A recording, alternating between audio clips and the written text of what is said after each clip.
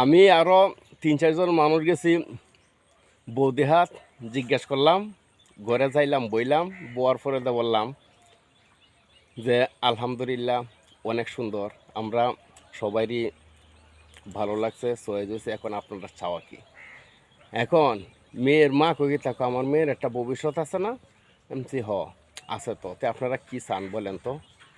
অলঙ্কার দিবা, এমসি যে সংসার করবো সে বলুক, কই একবারই লাগতো না, আটা অলঙ্কার দিলে আচ্ছা মানলাম। এরপরে তার মা কইছে কই এইটা তো ওইতো না, আপনারা আমাদের ভবিষ্যৎ কি দিবেন আমার মাইয়ার, যেহেতু আরেক বেটির বাচ্চা আছে, ঠিক আছে মায়া, আচ্ছা তো ভবিষ্যৎ কি চান বলেন তো? একটু জায়গা দিবা। জায়গা কতটুকু? 10%। 10% জায়গার দাম তো প্রায় 5 লাখ টাকা।